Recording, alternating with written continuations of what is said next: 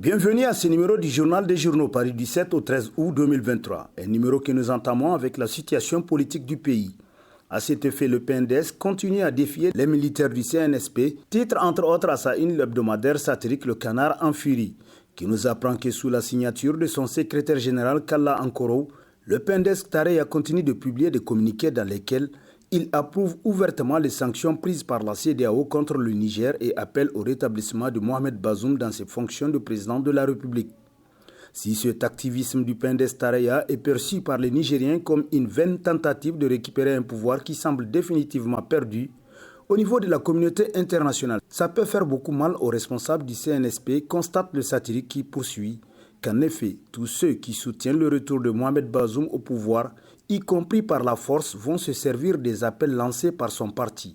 Si le général Tchani et ses collègues ont peut-être commis la maladresse de ne pas arrêter tous les principaux ténors de l'ancien régime, ils ont quand même les moyens de traquer ceux qui sont encore en liberté et qui tentent de faire de la résistance d'après le Canard en furie. État des lieux, urgence de mettre en place une commission d'enquête sur les crimes économiques commis par le régime déchu, titre à sa une hebdomadaire Le Courrier, d'après qui, pour clouer le bec à ceux qui parlent beaucoup et dont la majorité s'est compromise dans la gestion du pays, il urge de mettre en place une commission d'enquête indépendante pour fouiller toute la gestion des renaissants. De l'administration partant de la gestion des ministères jusqu'aux sociétés d'État, aux projets et programmes, la gestion des infrastructures afin que toute la lumière soit faite autour de la gouvernance de la 7e République.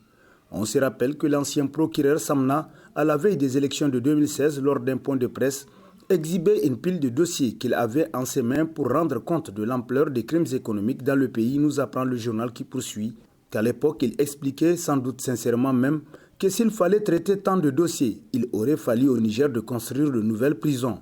Toute chose que le président Déchi, Bazoum Mohamed, confirmait quand il disait il y a quelques jours sur un média étranger que sur 50 voleurs, les 40 sont de son parti, renchérit le journal pour qui, si pour la Sonici des directeurs sont en prison, il reste que pour la Caïma, la Sonidep, la RTP, l'OPVN, la CAFER, l'ORTN, la Sopamine, le CNUT, la SNTN, la Nigélec, la gestion du pétrole en général, l'organisation du sommet de l'IA et tant d'autres sociétés, il reste encore à fouiller pour découvrir les dégâts commis par les socialistes qui ne sont intéressés que par le magot. Il ne faut pas oublier qu'à côté de cela, il y avait l'audit du ministère de la Défense qui avait été le scandale du siècle avec des sommes astronomiques qui ont été détournées par des acteurs du système qui continuent aujourd'hui encore à circuler librement, ne pouvant rendre compte de leurs crimes alors même qu'au-delà de l'armée et de la nation, ils ont à rendre compte à des familles, à des veuves et à des orphelins à qui leur envie rapace avait arraché un fils,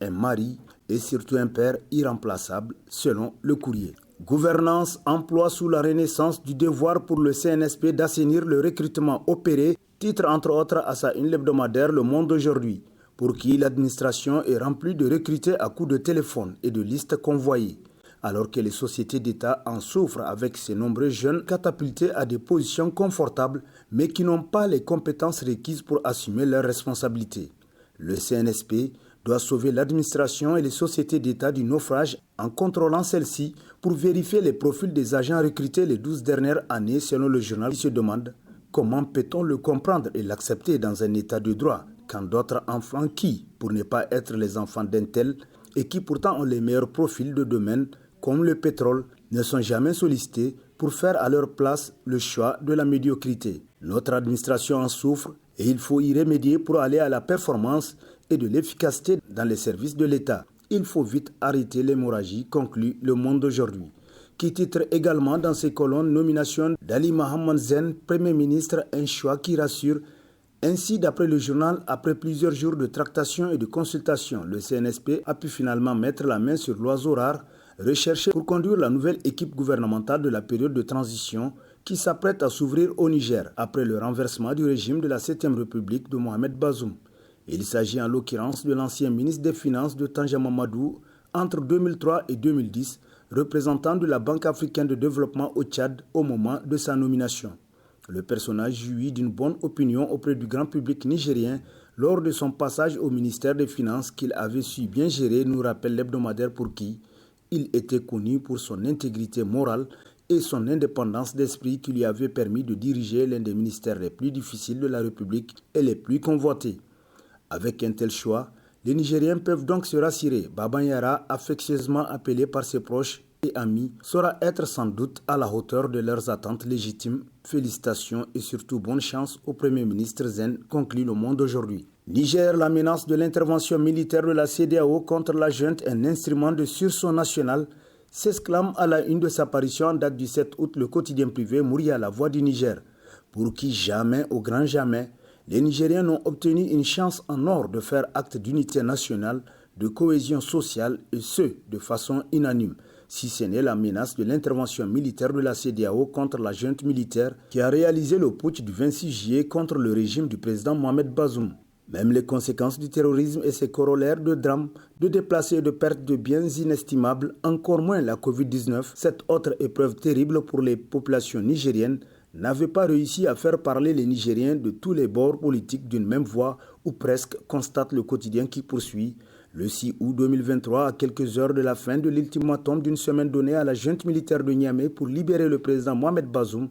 et lui rendre le pouvoir, le stade général Séni Kountché était plein à craquer du monde pour ainsi exprimer à la CEDEAO à la fois le rejet de ses sanctions et menaces, mais aussi et surtout que le peuple nigérien est uni et s'est mis debout pour fustiger, requiser et prêt à accueillir ces bombes pour les lui renvoyer aussitôt. Les membres du CNSP sont venus saluer la foule avec ferveur et détermination, nous apprend Mouria. Le jeu de la France compris libérer des otages terroristes, est-ce un intérêt légitime?